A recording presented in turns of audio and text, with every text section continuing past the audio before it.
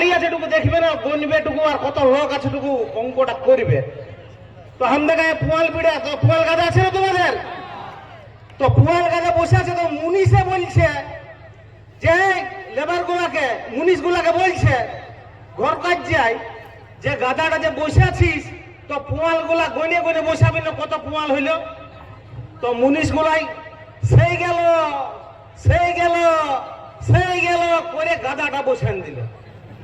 মুনিশ গুলাকে এখন ঘর কাজ যে শিখাচ্ছে যে কতগুলা পোয়াল আছে, তো বলছি ওই তো বললি সেই গেল। তো আজ দুপুর তক আমরা বলছি সেই গেল, ওইটা হয়ে সেই গেল, ওইটা হয়ে সেই গেল, হুলহুলি তার একদম কুলকুলি দিয়ে ভুল হয়ে গেল। আপনারা জানেন আমি মুসলিম সমাজ থেকে আসি, আমার সমাজের দুটা বার্তা বলবো, আর সারিয়ান মাহাতো কুর্মী সমাজের একটা বার্তা বলবে। আপনারা জানেন দেশে কিছু অশুভ শক্তি আমরাকে আপনাদের কাছ থেকে দূরে সরাবার আপ্রাণ চেষ্টা করেছিল, কিন্তু আমরা আপনাদের কাছ থেকে দূরে সরে যাই নাই, এবং আপনারাও আমাদের কাছ থেকে দূরে সরে যান নাই। তার জন্য আপনাদেরকে জোহার।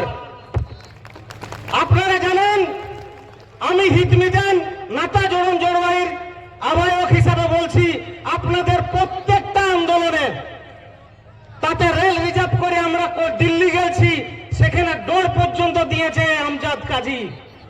রেলের বাথরুমের পাশে বসে গেছি, মাহুদ ডোর আগমন থেকে শুরু করে জিগিরজিটা গোপচন ওসোটা হরগন্তিকে হামতাপ মাহুদ ডোর আগমন আমরা অজিত মাহাতোর নেতৃত্বে জননেতা শুধু আপনাদের এই নয়, জঙ্গলমহলের তিনি জননেতা এবং ছোটনাগপুরের জননেতা।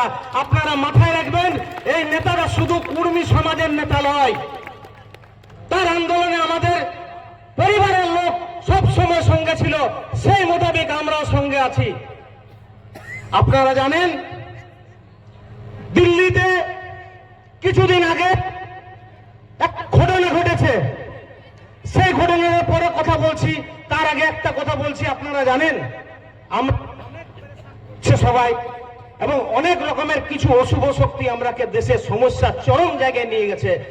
পরশুদিন নামাজ, 2-3 দিন আগে আমাদের ধর্মে নামাজ পড়ছিল, তাকে নামাজরত অবস্থায় লাথি মারা হয়েছে।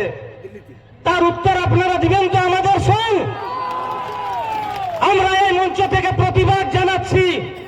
আমরা জানি আমরা আরামে আছি, অশুভ শক্তি সংখ্যায় খুব কম, কারণ আমাদের পাহারাদার এসসি ভাইরা আছে, এসটি ভাইরা আছে, কুর্মী ভাইরা আছে, হবু এসটি কুর্মী ভাইরা আমাদের সঙ্গে আছে।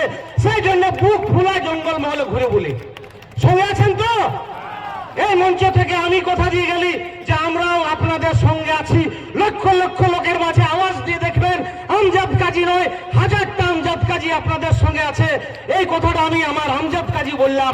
এরপরে সারিয়ান মাহাতো একটা কথা বলছে, সঞ্জয় দা কিছুক্ষণ আগে বলল যেহেতু এই আন্দোলনের আমি সঙ্গে আছি, সারিয়ান মাহাতো বলছি আমার বলার অধিকার আছে। নবান্নতে মুখ্যমন্ত্রী একটা মিটিং ডেকেছিল আমাদের সমস্ত সমাজের কর্মীরাকে, সেখানে গল্প হয়, কি গল্প হয়েছে সেইটা যেমন সঞ্জয় দা বললেন, আমরাকে হেসরাছে ওটা আমরা জানি।